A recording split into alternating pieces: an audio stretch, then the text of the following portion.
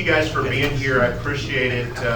My name is Gregory Watt. I am a local attorney. My office is downtown Kansas City, Missouri. I was raised in the Flint Hills of Kansas. Small farm, about 80 acres. Firearms and the use of firearms, it's very near and dear to me because my first job when I was 11 years old was at Tuttle Creek Track Park, right outside of Manhattan, Kansas. Charlie LeMaster and his wife hired me at the ripe wage of $2.50 an hour under the table, but I could eat all the chili, drink all the pop, and all the refreshments that I wanted. And it was a real eye-opener for me because the firearms community really embraced me as a kid. I learned a lot under Charlie. I would go in the course of the bunker and load the clays on the machine and for hours watch it throw those. And of course when I needed to use the restroom, I'd put the little flag out and hope that nobody was going to fire while I was scampering out of there. So after that experience, I started taking up more use and more enthusiasm for firearms. I ended up finishing up high school in Garnett, Kansas, which is Anderson County.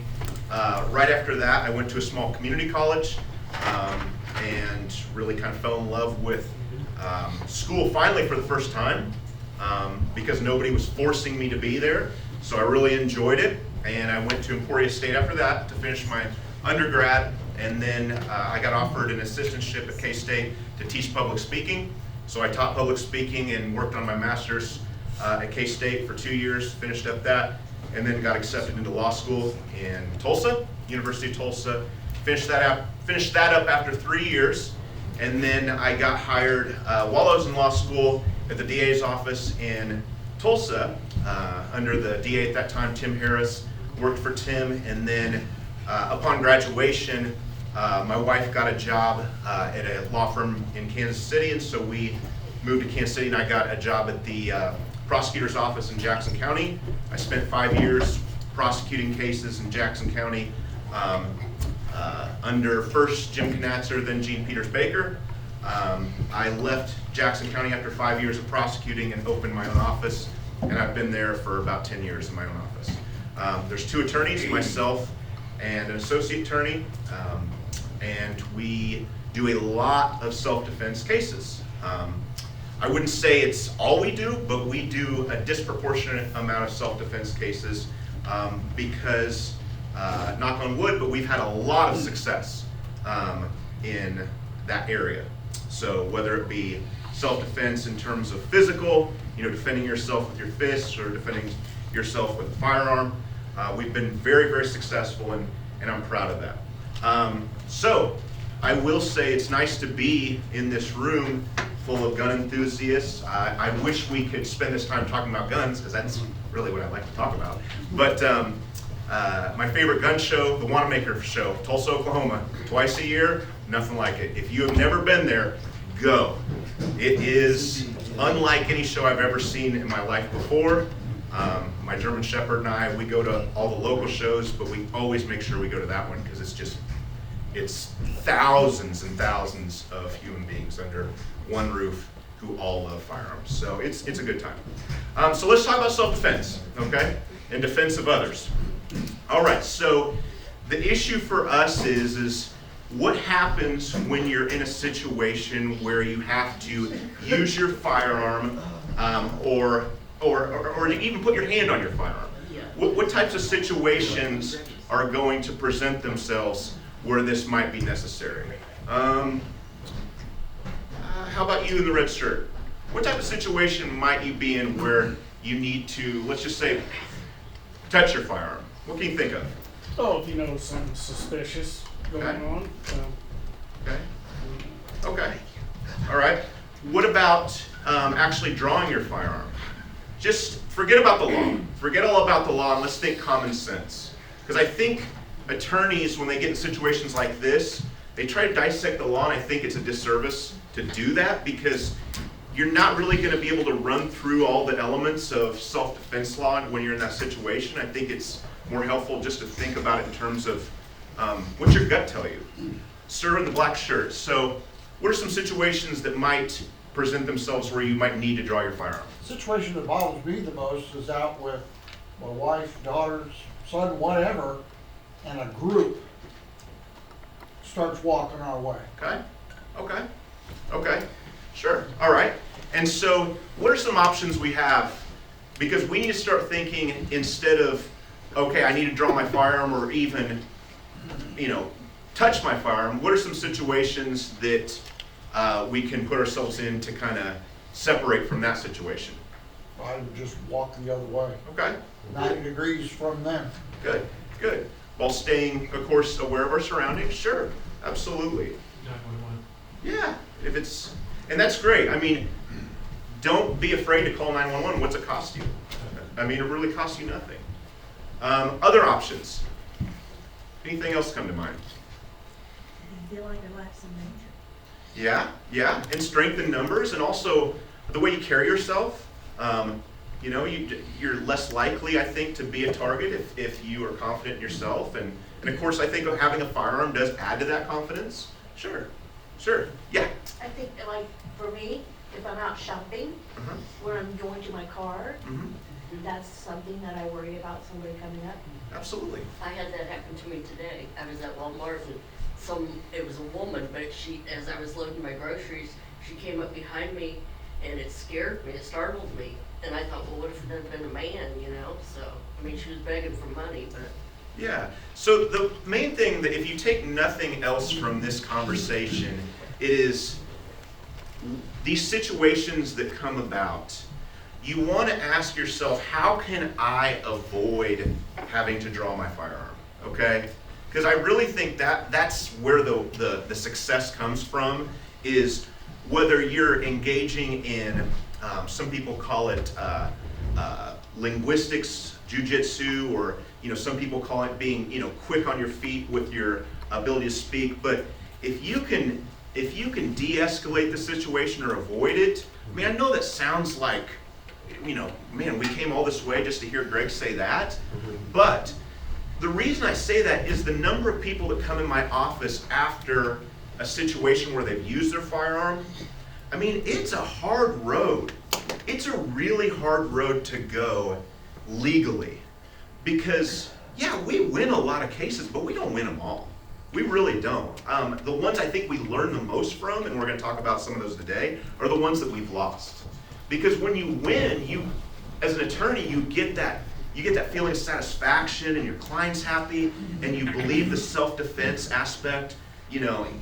Obviously the jury was satisfied that the shooting or the presentation of the firearm was justified, but you don't really sit there and hone in on what you could have done differently because you won the case, okay? Your client's happy, their family's happy, it's behind them, you feel that sense of gratification, but nobody really talks about the road to not only getting there, but sometimes what happens if you're not successful in court and there's a conviction. And what do those cases look like? And after this discussion, you're going to say, man, Greg's a horrible attorney. All he did was talk about the cases he lost. But I think that's where you're going to learn the most is what were those situations where juries said, I don't feel like that was justified, okay? And so let's go back to that road, all right? I think it's important to have a firearm close, all right? I have one in my office. I have many in my home, and occasionally I conceal carry, occasionally. But I do feel like it's important, and I feel like firearms have actually made me more conscientious of human life and life around me and the importance of being responsible. I feel like it really has done me a lot of good in terms of recognizing just how important it is where I tread, how I behave, how I interact with the public, so that I never have to use a firearm. So the road that these folks are on that are in my office, it oftentimes starts with something that could have been avoided. And that's why I open up this discussion with, how the hell do you avoid these situations? Yeah. Oftentimes I hear people talk, my first question is, why were you there in the first place? Yeah. Did you not think of the ramifications? Was it really that important that you go there at that time of day without a crowd, Yeah, without 4 or 5? yeah. Putting yourself in that position is the first step, Right, and and not putting yourself in. And I don't know how many times we have represented individuals who wouldn't have been in our office but for the fact that they had a gun on them and they were intoxicated. I don't know how many, I know that sounds like, oh, well, duh, you don't do that. You have no idea, folks, how many people get in trouble because they are impaired, some way, shape, or form, and they had a firearm on them, and they made a choice to do something. It could be just brandishing it, but they wouldn't have done that had they been 100% sober. So that's like step one of this discussion. If you want to go to the bar with your firearm and drink, leave the damn firearm at home, folks. Okay, just leave it at home because you don't want to be in my office. You just don't want to. It's stressful. It's a long road. It's a lot of sleepless nights because you don't know what the finish line is going to look like. We're going to do our best, but you don't know. You could have avoided all of that by just keep the firearm at home if you're going to go to the bar. Also, yes? Don't you find it ironic how, someone may pull their firearm, brandish it, or even shoot someone, and none of the blame gets put on the perpetrator. Oh, for They're after sure. you for shooting them, but it was okay for the bad guy to do whatever he was doing. Oh, I And I know. really find that It's saddening when sure, it comes to all this. sure. That's why there's rules. Right, and it's one of those situations where 99% of those cases where somebody's in my office and they are impaired and they did something with a firearm while they are impaired. Sometimes it's just drunk kids going out and shooting, into the sky, and officers like, no, we're not going to do that here. It could be as benign as that. But what I'm saying is that's one of the issues that I see is my business would go down significantly if drunk people were to not use firearms, okay? So that's one of the issues that I think goes without saying. The other one is road rage. I don't know how many cases we have handled where somebody brandishes a firearm because they are upset at another driver. And it may be the other driver's fault, and the other driver may be, all kinds of stupid and aggressive, but the person who brandishes that firearm, guess what? The other driver's gonna get the license tag, call it in, and then there's a case, okay? And once again, we do so many of those cases that I can't help but feel compelled to tell you, if you're gonna be on the road and you feel angry, don't touch the gun. Just don't touch the gun. It's not worth that other person putting you in a trick bag with the law because, yes? Out of curiosity, when you were a prosecutor, did you prosecute the kind of cases you're defending now? Yeah, some. Yeah, I did. I think I learned a lot as a prosecutor. Here's the sad thing. I learned a lot, and I don't know that I really want to say this, but I'll go ahead and say it. Prosecutors' offices are run by human beings, and those human beings have their own biases. They have their own slants on what they think is right or wrong, and I will tell you, I'm not going to say any counties, but there are certain counties that are not gun friendly, and the prosecutors there are not keen on anybody having a gun. If it was up to them, nobody'd have a gun, okay? So I'm just telling you, that's one of the reasons I left. I was surrounded by a lot of people who had different philosophical beliefs when it comes to crime and gun use and things of that nature. It's shocking to me. You're going to see in the news, and if you haven't already, that there are counties that they're just flat out not taking drug cases. I'm pretty sure drugs are still illegal, and it's just there's philosophical differences. And I'm not saying they're not taking all drug cases, but there's certain prosecutors' offices that I think are much more prejudiced against gun owners than other prosecutors' offices. The Democratic ones? I'm not going to say. I'm not going to say. I'll just say this. Well, I had to say it. Yeah, I'll just say this. It matters where you're prosecuted.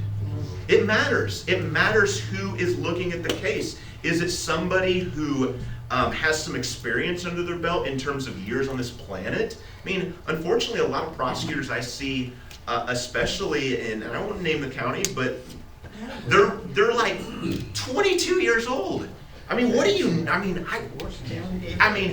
I'm just telling you, some of the cases they're filing are really, really odd. But you have very inexperienced people who haven't lived very long on this planet that are making some crucial decisions about what should be charged versus what should not. And that's where getting an attorney involved comes into play, is so that somebody is obviously speaking your piece and looking out for your best interests. The other thing is this organization, and I'm not getting paid anything to say this, a good self-defense case when it comes to a firearm, I mean a good turnkey defense for anybody in here can be anywhere from $50,000 to $100,000. A really good defense. Sure, if you want to pay 10 or 20, we can cut a lot of corners and we'll still do a good job. But if you want the Cadillac of service when it comes to the motion side of it, the research and writing side of it, the trial prep, also mock trials. I mean, we do a lot of mock trials in my office so that we can see what are we getting into. We'll get a room, obviously not with this many people, but we'll get a room full of 12 people. We will video it. We will present the case kind of in a nutshell, and then we'll step out of the room and we will watch what these people are saying about our witnesses, about the demeanor of my client, things of that nature, so we know what kind of hand are we holding before we go to trial. So those things cost money. I mean, those things cost a lot of money, and so this organization, I will tell you, and I mean this when I say it, your organization has never once, when they've decided to take a case, they have never once shortchanged any of your members. Not once. Not once. They have always said, Greg, if you feel it's important to do this, you have our blessing, let's do it. Mock trials, expert witnesses. Has anybody heard of Masad Ayub? Anybody heard that name? Yeah. Like the oracle is what I would call it, okay? Extremely expensive, but probably the best expert in terms of self-defense in the nation. I called USCCA and said, hey, this guy's gonna be expensive. They didn't let me get my sentence out. They said, Greg, if we trust you, if you think it's a good fit for the case, we're behind you. So I gotta say, that says a lot about the organization. And like I said, I'm not getting anything for saying that. I don't get like a kickback or anything. It's an organization that stands behind their people. I hope I never have to see any of you folks ever in my life, because that'd be great.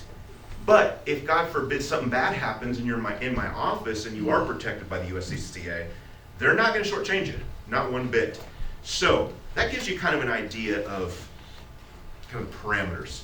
Let's talk about some of the cases that went south, and I think you'll be able to see why they went south. Okay, so this is a fun one. Older gentleman, not in great shape. He has some trouble walking. Lives in a house next to a sidewalk that runs north and south. He has a Glock that he keeps with him at all times, Glock 17 that he keeps with him at all times, 9mm of course, and he sees someone riding their bike on the sidewalk. He does not like it when people ride their bike on the sidewalk going north and south. I know, I thought it was weird too. But it's perfectly legal to do that. But he does not like it. He's given me some reasons why he didn't like it, but at the end of the day, it upsets him. He goes outside to tell the individual, he sees this individual riding their bike, big guy, bigger than him, stronger than him, and on a bike. He intercepts the guy on the bike and says, hey, you need to be riding your bike on the street, not the sidewalk.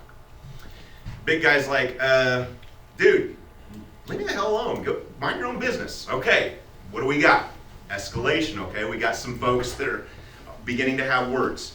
Big guy on the bike, he's pissed off because he thinks he's perfectly in the right to ride a bike and shouldn't be bothered by my guy with the gun. Guy with the gun's mad because he's on the bike on the sidewalk. So things escalate. The big guy on the bike gets off of his bike, starts walking towards my client. My client steps back, they're having words. Guy on the bike puts his hands in his jacket pocket. My guy draws his firearm, okay, steps back and tells him, get your hands out of your pockets, or I'll shoot you. A neighbor sees it, and let me think. Neighbor sees it and goes back in her house because she didn't want any part of this. And then also guy on the bike gets on his bike and says, I'm not dealing with this, goodbye. All right, so guy on the bike calls the police. Police come, they take a report. My guy's charged, so the guy who drew the firearm is charged. Can I get a water? Sorry, I'm gonna, thank you. So we end up in court. USCCA covers my guy. What was the charge? It was essentially an assault. I mean, it was essentially an aggravated assault. So, Was it Missouri? it's actually Kansas. So, over by Fort Scott, Pittsburgh area. So tell me what you think. Tell me what you think the result was. Tell me think what the result should have been. Guilty. Kill him? Okay. Guilty. Oh, guilty. Okay. I thought you said kill. I was like, holy shit. Well, now.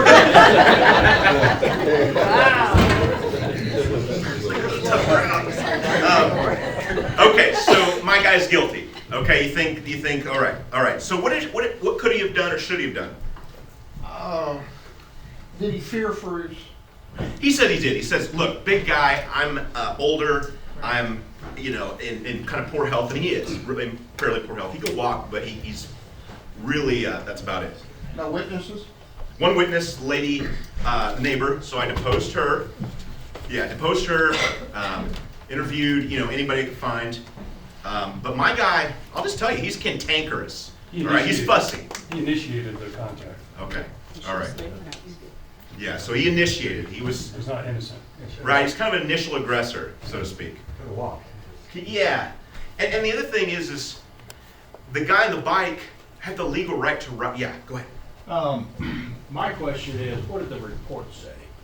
In other words, did the guy on the bike say that he got off his bike and kept approaching the gentleman as he was stepping back? Because see, there you go, he's an aggressor. Well, Even though the other guy told him he didn't like him riding the bike, yeah. I want to know what the initial report said to make sure that this guy's not lying about what really did happen. Sure. And it basically, the report starts with the person that calls 911, which was, of course, the guy on the bike. So he has the first opportunity to shape View this. his story. Yep, shape this. Okay, and then they interview my guy. And essentially the guy on the bike says, look, I was riding to go get some tobacco. I had no intention of talking to anybody or, anything.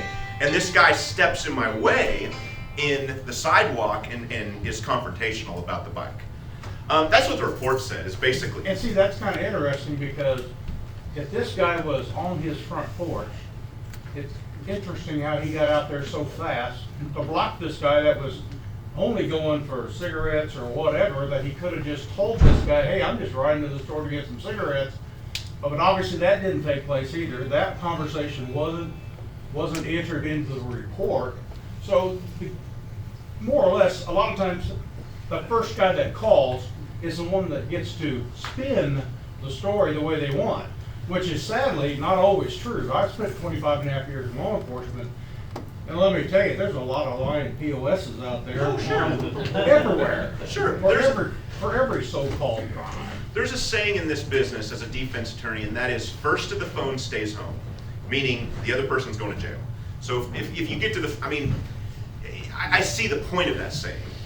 Sometimes that's accurate, sometimes it's not. Following up what Craig's saying back there, did the officers that responded conduct a good interview with the subject that they arrested? Yeah, I mean, they did, I think, as much as they could. My guy, said, look, I didn't like the bike on the sidewalk. I politely told him, hey, you need to be using the street, and the guy on the bike got confrontational. So I wasn't there. The independent witness, who was the neighbor, said that when she was outside, she saw them both yelling at each other, cussing, and they were both in each other's faces.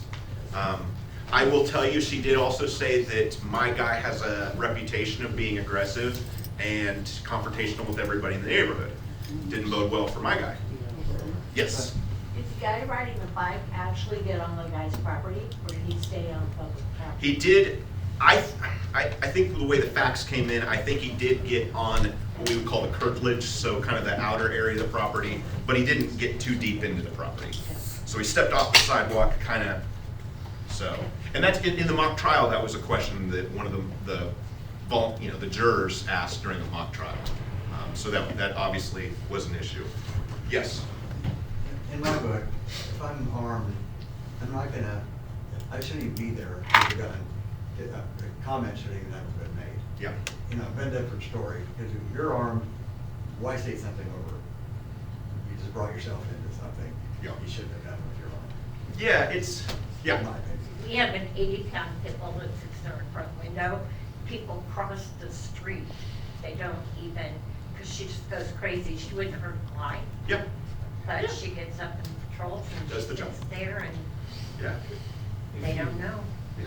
If you look at one of the options, was there any lesser means or lesser ways that the older guy could have handled it? The answer is absolutely yes. He didn't have to go out there. Right. He didn't have to pull his gun. He Right. could have just talked to him. He could have just walked away. I see his point. His point is, look, Well, I agree. his point was, look, Greg, I had no idea what he had in his pockets, and the Right. moment he put his hands in his pockets, I felt that, compelled to defend myself. The issue for my guy, it's the initial aggressor issue. But for my guy's determination to go out and kind of read this guy the riot act, I don't think the situation would have happened. And then Was the deck stacked against you? Was the judge anti-gun? No, actually it was in a very, it was in a town that is, it was actually Fort Scott. So Fort Scott, Kansas, I think. So it was an equal playing field. Yeah, we got the case dismissed, but we got the case dismissed on a technicality. When we did the mock trial, the jury came back and said, we don't like this. We do not like this. We don't like your guy, Greg. Now, of course, he didn't hear that. I made sure he was out of the building. We don't like your guy, Greg. We think that he is hostile. We think that he is a loose cannon. We didn't like some of the comments that he made on the stand. Like, for example, one of the questions was, what kind of firearm, do you carry? And, he was like, well, the only gun that's suited to kill someone, which is a Glock 17. And I was like, what? Why are So, just comments like that. The mock jury, I knew we had a problem after some of the feedback came from that mock jury. But the reason it's important to have either deep pockets or the USCCA, one or the other, is because you don't get to have a mock jury by coming in without a war chest. You got to have the funds to really develop your defense and see what your pitfalls are and what opportunities you have. So, okay, so we got that dismissed, but just by the skin of our teeth. So I think had it gone to a jury, I don't think it would have gone our way at all. So what happened after the fact with the bicycle guy and the old guy? They're still neighbors? No, they're not neighbors. They're not neighbors. I don't think they were ever neighbors. Yeah, they're not neighbors. Okay. Don't know. I get an occasional phone call from him, just saying hi and stuff. I think he's okay. I don't know about the guy on the bicycle, but my guy I think is doing better. But okay, so here's another one. We just had this case recently. My guy works in HVAC, hardworking dude, great family, no criminal history. By all accounts, really just gentle and peaceful guy who makes a great first impression. His brother not so much. His brother's a real pain in the ass. So his brother's almost the opposite of what I just described. So doesn't make a good first impression, is kind of always looking for trouble. Well, my guy's brother loans a jack, of all things, a car jack, to some friends. The friends don't give the car jack back, so my guy's brother stakes out the house and starts, rapping on the door and yelling and cussing and laying in the yard and making threats about shooting up the house. And then the people in the house start making threats about, shooting my guy's brother. So my guy's brother calls my guy and says, "Hey, we got a real situation on our hands. Need you to come up here, help me out, because by the end we're gonna get this jack." It's always over something stupid like that. So my guy shows up, and of course things escalate outside, because now we got two guys, and we got the brother who was there almost all day, pissed off and yelling and raising hell. So the people that are inside the house come out, and they decide that they're gonna have a fist fight with my guy's brother. So the brother takes out his firearm and hands it to my guy and says, "Hey, we're gonna fight, no guns involved, just mano a mano, so one guy, just to kind of settle this issue." So of course my guy's holding the gun and steps back and says, "Okay, let him fight it out, we'll get it out of our system, then we'll get the hell out of here." Okay, so the fight ensues. Everybody from the house jumps in. So there's just two of my guys, and really only one of them's really mine. So of course my client sees everybody jumping on his brother, kind of panics, tries to push some people back, but there's too much going on. He shoots someone. Okay, so what do you think? What do you think? Well, that's what they get for all leaving the house and piling on one guy. I mean, it's a bad problem. situation all around, but still. What do you think? Anybody call 911? Neighbors called 911. Did the police call? His brother should have called 911. Yeah, the neighbor called 911. The police came, way later, because everything went down pretty fast. By the time the shot was fired, it happened pretty fast. Yeah, once the shot was fired, neighbors called 911. Okay. Yes. So your guy say he was in fear for his brother's life, being threatened to the point of being killed? Yes. Yeah. Yeah. Disparity of force and a possible life threat. Okay. Okay. But they Okay. initiated it by going to the people's house. Jury hated that. You're right. They hated that. They hated the fact that the brother was there literally for hours harassing this house, making threats, sitting in his car, listening to music, then, drinking, a soda, and then going back once he had his energy built back up. It was just antagonizing this house for hours. Jury hated that. Hated it. What else do we have? Did your client know that his brother had threatened their life prior to going over there? That he had threatened with a gun? I think the evidence came in that he might have known a little of that. But he came kind of towards the end of things. My guy, I think, had an idea, but I don't think he had heard it word for word. Yes?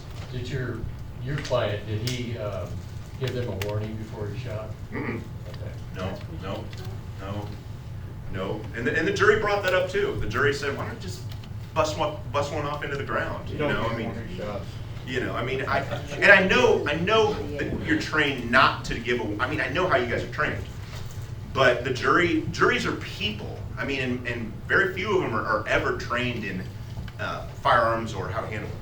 But if he shot it into the ground, could he still be prosecuted for aggravated assault since he's on the property? He could have been prosecuted for unlawful use of a weapon. He would have gotten probation, on something like that. It wouldn't have been a big deal on that. Okay. But he shot one of the attackers who was attacking his brother. There were several people attacking his brother. Several people attacking his brother. And his brother, by all accounts, it was not a fair fight.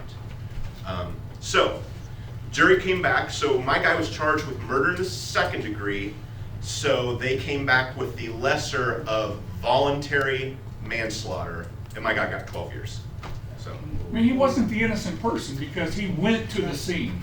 right? He didn't satisfy the innocent person test. Well, he went to the scene, but the issue for the jury, because one of them called me and said, look, I felt really bad about convicting your guy. I've never had this happen. But one of the jurors found my name and called me on my cell phone and said, I really had a tough time convicting your guy because we wanted to convict the brother that started all the shit. But the brother didn't shoot. They were like, you know, but they said, well, the reason we convicted your guy of what we did is there were a bunch of us who wanted to walk him, and then there were a bunch of us who said, no, murder in the second degree is fair. And then we knew if we didn't come to an agreement, the case would probably be retried. So we kind of compromised on the voluntary manslaughter. So, I mean, 12 years, I mean, you know, it's a long time. And of course, the deceased was 19 years old. I mean, nobody wins in these situations. But yeah, okay. Any comments on that situation? Well, Yes. what was the most damning piece of evidence? The actions before, the taunting? A lot of it, yeah. Stuff that was threw it over to him? Yeah. Once again, essentially initial aggressor type So if they just activity. showing up, hey, we want our jack, blah, blah, blah, hey, let's do it like that and have a fight, and then happen? Well, they couldn't really have a fair fight because all these people jumped in. So then, what if he shot one of them then, without all the baggage beforehand? Hard to say. It's hard to say in a vacuum what would have happened. I just know that the jury. Would you have felt better about defending the case with that? You know, I liked the guy. I liked my guy. No criminal history, hardworking dude, incredibly lovable guy. I mean, he's just spoke to me in terms of who he was as a man. I really enjoyed it. But I got to look back and I got to say, as a gun enthusiast, as a father, as a husband, as a just a citizen. I mean, that's a situation where you have to say to your brother, there is not going to be a good ending to the situation, Well, no matter happened to the what. brother? And nothing happened to the brother. Oh, boy. I mean, you got to get out of there and you got to say, this is a jack, I can replace it. I can replace it. But when tempers flare, I mean, it's hard to think straight. Another example of don't get put in that position. Yeah. Don't So blame obviously, them. the brother wasn't innocent, right? He was the initiator. Absolutely. So did your guy, he just kind of get, by association, he wasn't? Yeah, because he showed up kind of at the end and he was like, oh, what's going on here? Because obviously he was in fear for serious physical injury or death for his brother. Mm-hmm. And that is a justifiable defense at that point. That's what we argued. Yeah. That's what we argued, for sure. What happened to the other people that jumped in? Were they Nothing. charged with aggravated assault? No. See, and that's what amazes me. Yeah. Is they're only focusing on one person when all these people jumped one guy. Is the brother supposed to wait till they get off of him and then go, are you okay? Oh, he's dead, and then do something? And that's just it. I agree. The law's not, I agree, but doesn't play fair with the law. that's why we have to instead of trying to parse out what the law is, I think as human beings, we have to start thinking, is this worth all the fuss?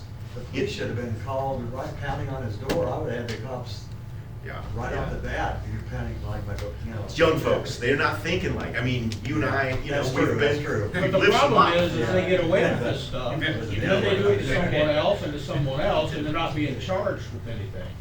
They're letting someone else that takes up the slack, more or less, and causes it to stop, whether it's killing someone or shooting someone or whatever. Then all of a sudden, everything goes back on this guy, which is the good guy stopping his brother from getting beat to death by a group of people. He has no idea what's gonna happen to his brother underneath that pit pile. Well, and the jury examined, the jury looked at it as how many people were beaten on this guy, what were their sizes, what were their ages, and the jury just didn't feel as though the brother was in danger? In So then that they should have taken extent. the jurors outside and big pound on each and every one of them and said. It was about 5 or 6 people, yeah. But these people are pretty young. I mean, their ages, we're not talking about grown men on a grown man. We're talking about a grown man who is being beaten by people that are either right at the 17, 18, or just out of high school. I mean, these are You don't quasi think- kids. Yeah, but don't ever Sorry, think a 17-year-old can't kill you. I'm with you. I mean- I see your point. No, I'm just letting everyone else res- know that just because they were young means nothing. No, I see your point. It's, whenever you try a case, it's essentially justice by committee. Remember, a jury is just essentially a committee that is dispensing justice on You behalf get- of. Here's a fact. You put 12 people in a room on a case, they all become idiots. I Sometimes. spent 25 and a half years, I spent 10 years of that in the court system, and let me tell you, you put 12 people in a room and they are idiots. They can't reason, they can't even follow the rules sometimes. But here's the thing also to remember. When you have I think the deceased was 18, 19, young. When you have a deceased young man, there is something that happens within the jury that says, okay, what do we do? Because this is a young life that was lost at the hands of another person who arguably had some other options. I'm not saying that I'm not the juror. I just defended him. I'm not saying you're wrong or they're right, or I'm just saying that It's kinda that sad does the way the weigh on system works hearts. sometimes, though. Yeah, it does weigh on hearts when there's a deceased, anybody, old, young, anything between. Yes. You've gone over several situations where you've lost the case, Mhm. showing what we could do, and everybody here understands. You can back away from pulling the trigger or pulling a gun. That's the best thing to do. Mhm. You've had other cases where it got to the point where the individual had no other choice but to pull the gun. Mhm. So what were those cases? So if it comes to someone here where you feel your life's threatened, or it actually is, what then? Well, it's oftentimes, for one, they're not charged. I mean, if it goes before, either a grand jury, if it goes before, a single prosecutor who's evaluating it. I mean, if the facts weigh heavily in favor of self-defense, there's a good chance that case is not going to be charged. Sometimes it really comes down to telling the story through your client to establish their innocence in any case. I will tell you, the cases that we've won, I mean, usually they're pretty clear cut when it comes to the credibility of the individual who drew the firearm or used the firearm. I think juries look at it like this, and I'm not saying this is lawful or right, but juries look at it like this. They look at it through like a 3-step dance. Was the person justified in having a firearm? Okay, was that person who had the firearm on their person or in their car or in their house, is that person someone that the jury's comfortable with in terms of having that firearm? So often we lay the foundation for that in a trial by asking my client, I say, tell me about your experience with firearms. Tell me about the safety classes you've taken. Tell me about any first aid or anything that you've taken to kind of supplement that. Have you gone through any refresher courses on firearm safety? Have you gone to a hunter safety course? All these things allow the jury to kind of breathe a little bit. Okay, this person has a firearm. Okay, I'm beginning to get a little more comfortable with that. Next phase is touching the firearm. Okay, does the jury feel comfortable with the fact that somebody put their hand on a gun and was in a position of defense or confrontation of some kind? And then of course it's the drawing. I mean, it's allowing the jury to be able to breathe, because I will tell you, when you start out, you're almost starting out behind the line. The jury is like, hey, this person's charged, they must be guilty of something. So it's allowing each and every one of you to get the training you need to practice. Go get a CPR, go take a class in CPR also. Go take a class on, give me 1 second. Go take a class on firearm safety, even though you know everything about firearm safety. Just in the event that you're in a position where you have to let the jury know that, hey, I'm a responsible citizen. I take this seriously. Because the jury wants to know, do you take your responsibility as a firearm owner seriously, or are you flippant about it? Like, oh yeah, I'm just kind of, my gun's there, and I mean, which is it? So, yeah. I've always heard though, in a deal like that, it's best whoever shoots or whatever, keep their mouth shut until they talk to you and attorney. Yes. Yes, I can't overemphasize that enough. If, God forbid, you pull your firearm or shoot someone, there's gonna be so much anxiety, so much adrenaline, you're inevitably gonna say something or recall something differently than probably the way it happened. And the other thing is the officer isn't necessarily your friend, okay? You know, I'm very pro law enforcement. I started my career in a DA's office and a prosecutor office, but it doesn't mean the officer that is questioning you sees it your way. You're not gonna be able to necessarily convince the officer that you're a good dude, so just let me go. That's just not how it works. So, And you don't have to talk to the police. no, you don't have to say No. anything. Seriously, No. just shut up. Yeah, just shut up, because it is never gonna be held against you that you did not say anything.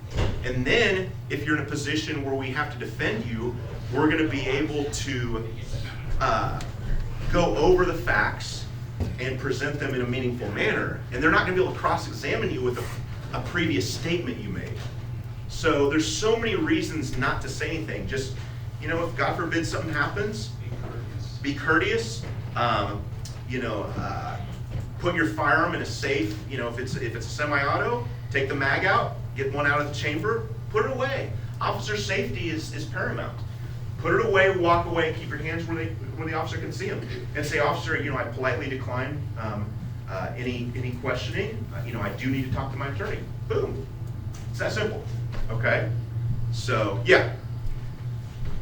Told my family, one word only, lawyer. Yeah. Now, you said a lot about the juries. How much time in your total preparation is spent on jury preparation, identifying where that person's leaving? Say that again. Where that person? How much time, where that person's leaving? Okay, we know John, his background in Jury selection. Yeah, jury selections. selection. So starts with a mock trial. Okay, we got to get an idea of a lot of the credibility issues. Does the jury, are they sympathetic to my client? Do they feel as though my client is open and transparent? Do they feel like my client is overly hostile or we got to get some of those answers through the mock trial. Jury selection, you're not gonna know, like you'll get the slips of paper that tell you the background on the jurors, but you're not gonna get them until either the day before trial or the day of. So I'm not gonna be able to do any research until, that moment. It's not like in the movies where you get to, like, they give you this list of people and you get to Not like Bull? Yeah, you don't get to do that. But I will tell you, cases are won and lost in jury selection because the jury is deciding, okay, what do I think about this person's lawyer? Is this person's lawyer arrogant and obnoxious? Does this person beside the lawyer seem as though they're a good teammate with the lawyer? I mean, they're paying attention to so many things. So you don't get a chance to question or? Oh yeah, during jury selection. Okay. But I don't get a chance like a week or two before to start looking at these people's backgrounds. Well, so you have a list of questions Yeah. that's scripted to elicit from them how they feel about topics you want to know about. Yes. And jury selection, the difference between a lawyer that is good versus a lawyer that's exceptional is really jury selection. Because it's hard, jury selection's hard because you don't know what these people are gonna say. I mean, you have no idea. You're having a conversation, the only conversation you're gonna have, because during the trial you can't talk to them.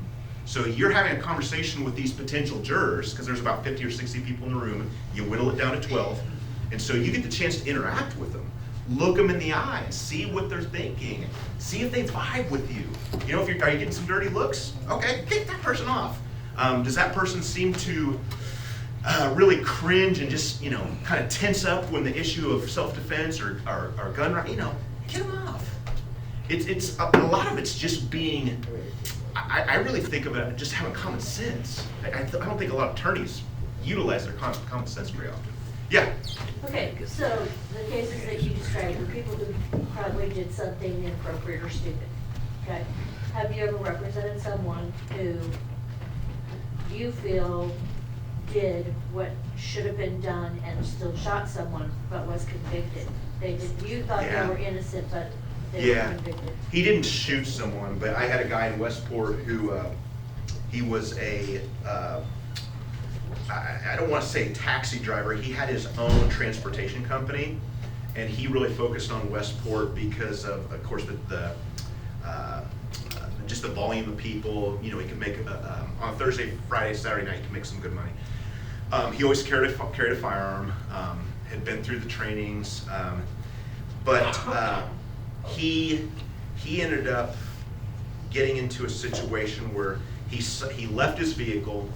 He saw somebody messing around with it. Like, in Westport, there's cameras everywhere. So essentially, the person walked up to the back of his van and was writing obscene things on the dust in the back of the van. So my guy doesn't really know. He's kind of at a distance. My guy runs up and he confronts the guy who was messing with the van. They are kind of in this, like, I don't want to say alley, but they're kind of tucked into like this corner. So you see my guy get up in his face and be like, what the hell are you doing? Why are you touching my van? Blah, blah, blah. And then you see the other guy on the camera, and you see a faint, like you see something reflect. Like he raises his hand and you see something reflect there. And then you see my guy drop back and present his firearm. And we kept my guy off the stand because my guy he's a hothead. He's a hothead. But the jury found him guilty, and the guy, the alleged victim, swore he didn't have anything in his hand. Said, no, I was just doing one of these, get back. But I've looked at that video 1,000 times, and I swear there was something in that guy's hand.